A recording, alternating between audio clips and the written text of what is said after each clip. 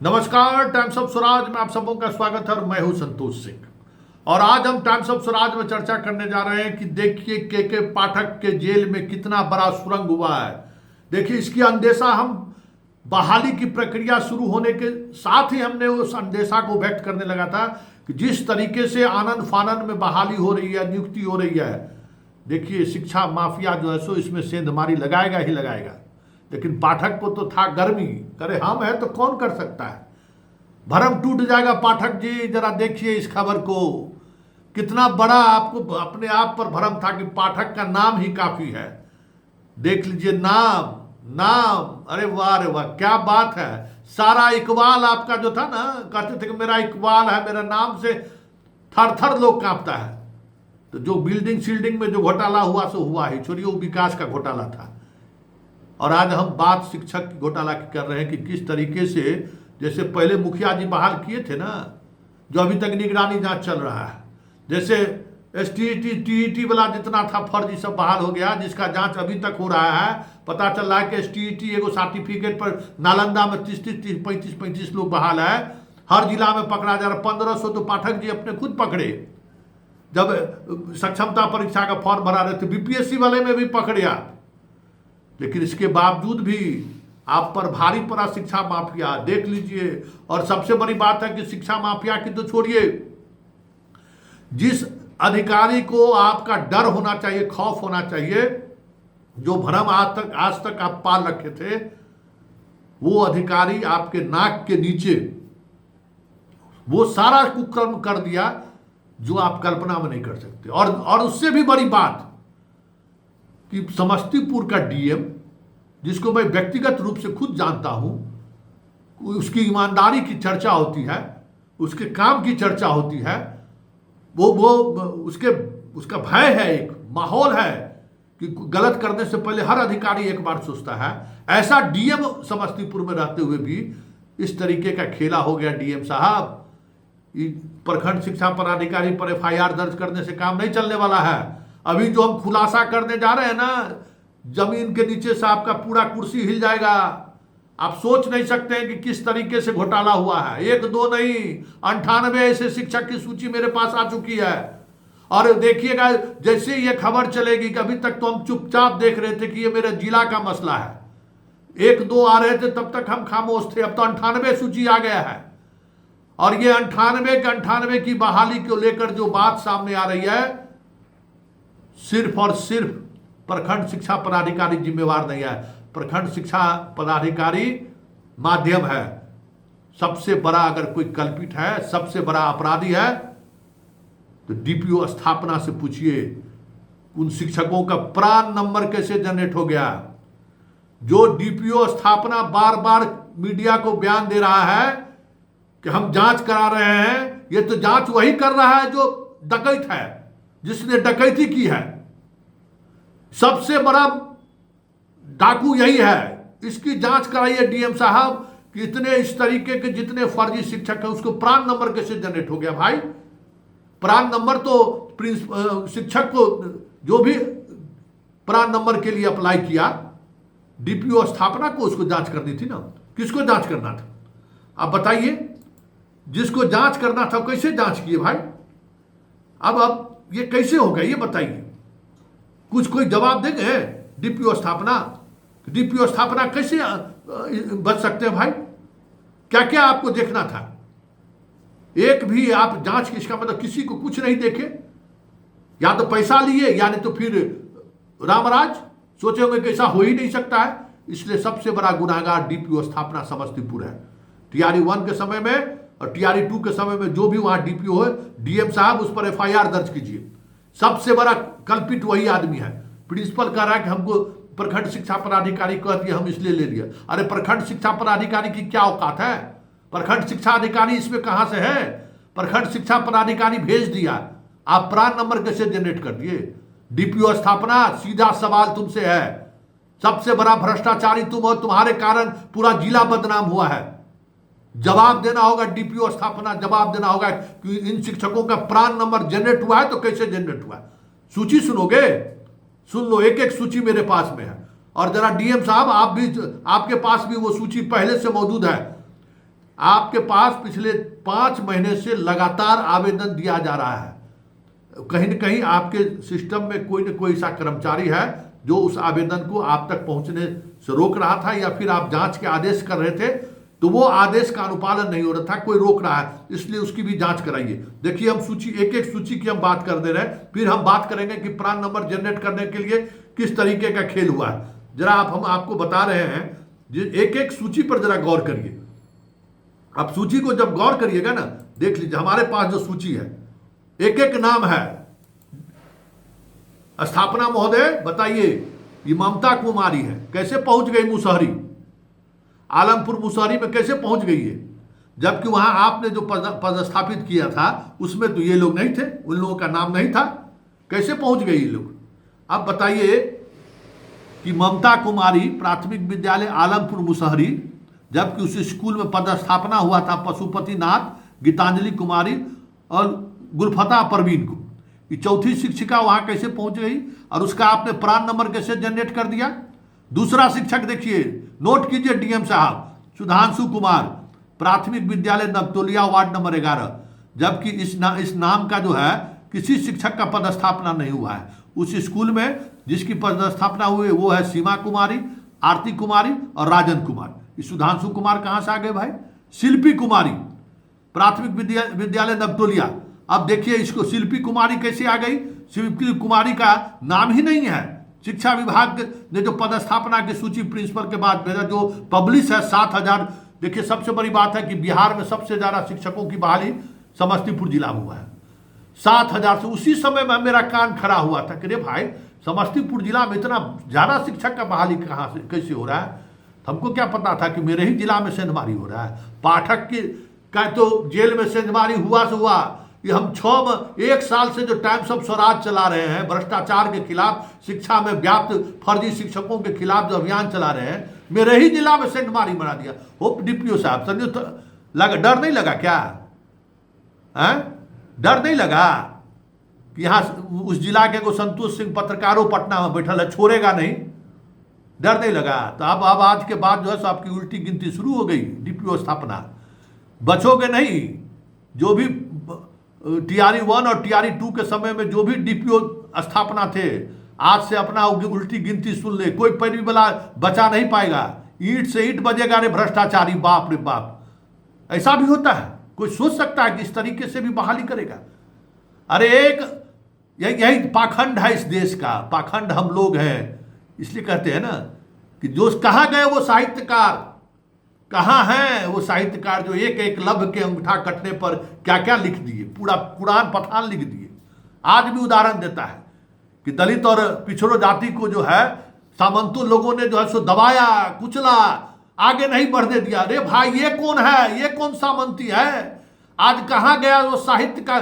खून सूख गया कलम से। क्या करने वाले कोई महतो जी है, कोई सिंह जी है, कोई शर्मा जी है, कोई वर्मा जी है? जरा पूछिए ये कौन है लोग हैं? ये कौन सा सामंती है जो दलित पिछड़ों को जो है सो नौकरी में आने से रोक रहा है? भाई, पढ़े लिखे लोग को, शैक्षणिक युग से मजबूत लोगों को नौकरी से रोक रहा है। ये अब एकलव्य का उठा नहीं कट रहा है। अरे सरकार आपकी सामाजिक सोशल जस्टिस की सरकार है ना। सोशल जस्टिस का डीएम समस्तीपुर, अधिकारी सोशल जस्टिस का। अब कहां से एकलव्य का उठा काटने वाले कौन लोग हैं खरे भाई? उस पर कार्रवाई तो होनी चाहिए। कौन सवाल करेगा ये? देख लीजिए, आगे बढ़िए डीएम साहब, हम बता रहे हैं। पंकज कुमार साहू हैं, प्राथमिक विद्यालय समर्था। वहां सिर्फ एक ही आदमी को, अनिल कुमार जायसवाल की पोस्टिंग हुई थी। वहां 2 लोग, अमरजीत कुमार भी बहाल हो गए, पंकज कुमार साहू भी बहाल हो गए। पिंकी कुमारी, प्राथमिक विद्यालय संग्रहारा खेराज, जबकि इसका नाम ही नहीं है। वहां नाम है कोमल कुमारी, संजय कुमार, शशि कुमार, सुमन, दिवेश कुमार। पिंकी कुमारी कैसे आ गई इस स्कूल में? अभिषेक कुमार साहा कैसे आ गया? और उसी तरीके से इंदु कुमारी, बताइए। वहां इंदु कुमारी की पोस्टिंग जो है सो ये भी आपको रिशनपुरा शिवबन्नी है, वहां बहाली हुई। प्रिया पटेल, पल्लवी यादव और जितेंद्र कुमार का, इसका नाम भी नहीं है और ये सब बहाल हो गया। ऐसे 95 शिक्षक हैं श्रीमान डीएम साहब, आपसे बहुत उम्मीद है। आपके बारे में मैं व्यक्तिगत रूप से जानता हूं कि आप बहुत ही ईमानदार और बहुत ही कर्तव्यनिष्ठ पदाधिकारी हैं। आप ये देखिए, ये अपराध नहीं है, ये अपराध की श्रेणी से नहीं, ये इससे बड़ा अपराध और क्या हो सकता है। ये अयोग्य लोग शिक्षक बन के हजारों ऐसे बच्चों को ये लोग जीवन भर पढ़ाता। बताइए, बौद्धिक संपदा के साथ ये लोग खिलवाड़ कर रहा है ना। ऐसी थोड़ी हमारा बिहार बदनाम हुआ है। बताइए, सारा सूची डीएम साहब को हम भेज रहे हैं कि आप देखिए उसको। और जो स्थापना है उनसे मेरा सवाल है, सीधा सवाल है, आप बच नहीं सकते हैं जनाब। आप कैसे अपने आप को जो है सो प्रखंड शिक्षा पदाधिकारी पर कार्रवाई करा के आप चुप रहिएगा। आप या तो गलती किए हैं या नहीं तो अब इस खेल में शामिल, इस खेल के मास्टरमाइंड आप। बिना आपके सहमति शामिल हुए बगैर कुछ हो ही नहीं सकता है। और जिला का पदाधिकारी सब पत्रकार को धमकी देते हैं। क्या समझ रखे हैं, समस्तीपुर कर्पूरी ठाकुर की धरती है, ईंट से ईंट बच जाएगा आपका। धमकी उमकी मत दीजिए। यहाँ सारा डॉक्यूमेंट्स आपके खिलाफ मौजूद है कि आप लोग क्या क्या किए। तो जरा स्थापना जो डीपीओ है, जरा उनसे हम सीधा सवाल मेरा है, आप प्राण जनरेट किए इन शिक्षकों का, जनरेट किए? प्राण जनरेट करने के लिए आपको क्या क्या चाहिए था, ये हमको बताइए। तो प्राण जनरेट के लिए करने के लिए आपको जो दिया गया था उसमें क्या था? पहले तो सारा शैक्षणिक प्रमाण पत्र हेडमास्टर के पास जाना था, एक कॉपी हेडमास्टर रखता, दूसरा बीआरसी में गया होगा। सही बोल रहे हैं ना। और विद्यालय में योगदान करने के लिए किस शिक्षकों को योगदान करना है उसका पीडीएफ पहले से मौजूद था। पीडीएफ आप दिए हुए थे ना, उस पीडीएफ में उसका नाम नहीं था तो उसको अपॉइंटमेंट कैसे ज्वाइन करा लिया। और प्रखंड शिक्षा पदाधिकारी प्रिंसिपल को कह दिया ज्वाइन करा लेगा। इतना प्रिंसिपल भोला वाली बनती है। प्रिंसिपल जिम्मेवारी तय होगी ना, कैसे ज्वाइन करा लिए। अब आगे देखिए, आपको जो है प्राण जनरेट करने के लिए जो आपको दिया गया था उसमें क्या था। अब आप एक एक डॉक्यूमेंट्स हमको बताइए कि आपको चेकबुक का फोटोकॉपी लेना था, टीचर प्राण जनरेट के लिए अप्लाई कर दिया आपके पास, ठीक है।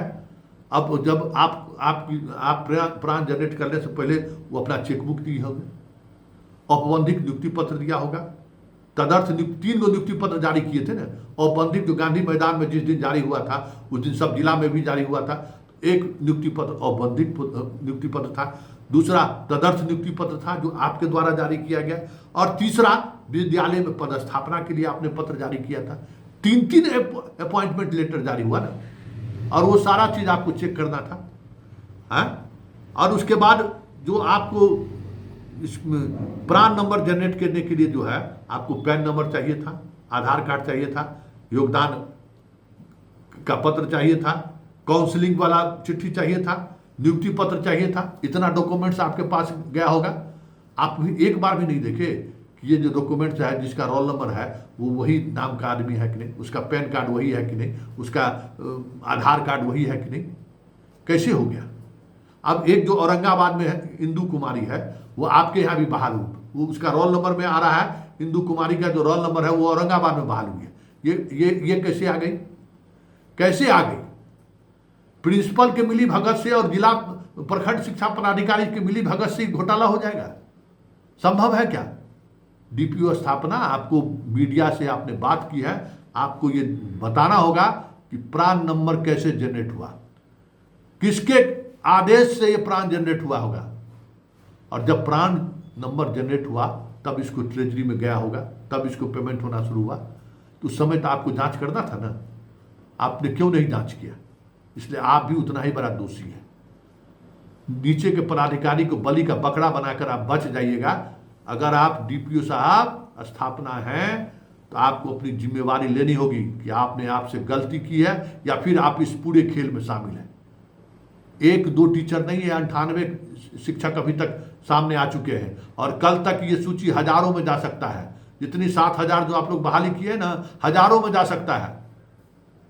और एक एक चीज, एक एक इंफॉर्मेशन आप जिला से हम शिक्षक लोग हमें दे रहा है, फोन करके देख लीजिए एक एक सूची हमारे स्कूल में किस तरीके से बहाल हुआ है। सारा प्रिंसिपल का होश उड़ा हुआ है, इसी तरीके से ले लिया है। प्रिंसिपल को कहाँ से भाई, प्रिंसिपल को आप भेजिए, ठीक है, प्रिंसिपल शामिल था, प्रखंड शिक्षा पदाधिकारी शामिल था, आप बिना शामिल वेतन तो आप ही के इस प्राण नंबर से मिला होगा। तो प्राण नंबर का कैसे जनरेट हुआ? इसलिए डीपीओ साहब स्थापना आप अपनी नैतिक जिम्मेवारी लीजिए। ये आपकी नैतिक जिम्मेवारी में आपने बहुत बड़ी गलती की है। अगर सरकार के शब्दों में, अगर कोई ड्राइंग डिस्पर्सिंग अफसर जो होगा चेक पर दस्तखत कर देगा, नीचे से फाइल आया और पता चला कि जो संविदा कर्मी या ठेकेदार जो कामों नहीं किया है उसको आप दस्तखत कर दिए, क्यों? दस्तखत करके आप पेमेंट दे दीजिएगा, तो जो डिस्पर्सिंग ऑफिसर रहेगा वो जेल नहीं जाएगा? कैसे नहीं जेल जाएगा? कहिएगा कि नीचे का कर्मचारी हमको लिख के भेज दिया था क्या, तो आप चेक क्या किए? कैसे प्रान नंबर दे दिए? इसलिए डीएम साहब इसको बड़े स्तर से जांच कराइए। ये सिर्फ विभूतिपुर का ही मामला नहीं है, पूरे जिले का मामला है। और इसमें सिर्फ विभूतिपुर का प्रखंड शिक्षा पदाधिकारी ही शामिल नहीं है, इसमें कई और जिले के कई और शिक्षा पदाधिकारी हैं। एक एक इन्फॉर्मेशन हमारे पास आ रहा है और एक एक इन्फॉर्मेशन अब आप तक पहुंचेगा। बताइए, तो आपके रहते हुए जिला में डर भी नहीं लगा? देखिए, एक होता है कि भाई शिक्षा विभाग से अगर कोई डीएम पैसा ले रहा है तो नहीं डरता है, होता है ना भाई। आजकल डीएम सब जिला में शिक्षा विभाग से माल तहसीलता है, तो उसके कारण नहीं डरता भाई। एक ईमानदार ऑफिसर है जिसके हरकंपित रहता है सब कोई डर नहीं है। अरे भाई, कैसे चलेगा व्यवस्था? एक तो पाठक, एक तो ऊपर से वही पाठक है अपने आप में बड़ा राक्षस, और दूसरा जिला में उतना ही ईमानदार। कैसे दुस्साहसी लोग कर, भाई कैसे चलेगा? हम तो ये समझ में नहीं आता है कि भाई हम लोग भी काम किए हैं, नौकरी किए हैं, हम लोग भी संपादक का पर नजर रखते थे कि किस तरीके का संपादक का मिजाज है, उसी अनुसार काम करते थे। बाएं दाएं वाला है तो फिर हम लोग भी सोए रहते थे। लेकिन टाइट संपादक रहता था तो एगो खबर छूटता था तो एक्सप्लेनेशन तय होता था। तो बताइए, के पाठक पटना में और समस्तीपुर डीएम में योगेंद्र कुमार। अब बताइए, तब ये हाल है। डीएम साहब बढ़िया से जांच करा लीजिए, एक एक को की रंगा बिल्ला सबको जेल जाना चाहिए। बड़े स्तर पर ये लोग खेल खेला है और हम उम्मीद करते हैं, आपसे बहुत उम्मीद है हमें, कि एक एक को जो है सो नाप दीजिए, क्योंकि ये अपराध नहीं है, ये जघन्य अपराध है। इस अपराध में जो है समझिए कि आप सब एक्ट इस सब पर लगना चाहिए। जो अभी नया परीक्षा कानून जो बनाया है ना बिहार सरकार, सब एक्ट इस पर लगना चाहिए। बताइए, तो इस तरीके से खेला। चलिए डीएम साहब, उम्मीद करते हैं आप कार्रवाई कीजिएगा और ये एपिसोड मेरा आप जारी रहेगा और एक एक डॉक्यूमेंट्स हम आपके दफ्तर तक पहुंचाएंगे कि किस तरीके से समस्तीपुर में बीपीएससी से बहाल शिक्षक। बताइए तो, अरे इतना बहाल, अगर एक जगह प्रैक्टिस में ये चीज सफल रह गया तो इसका मतलब पूरे बिहार में ये लोग मिलकर खेला किया होगा। कम शिक्षा विभाग वाला सब कम कलाकार थोड़ी है। पाठक जी कहे बेंच टेबल खरीदने के लिए क्या कर दिया सत्यानाश, से देखिए रहे। कोनो पाठक के पास कमीशन पहुंचा होगा क्या है? और ये सब लूट लिया। तो इसलिए डीएम साहब उच्च स्तरीय जांच बिठाइए और खुद आप अपनी निगरानी में जांच कराइए। ये अपराध क्षम योग्य नहीं है और ये अपराध एफआईआर दर्ज भी हो तो सारा जो अभी नया एक्ट आया है ना, वो भी एक्ट का इस्तेमाल होना चाहिए।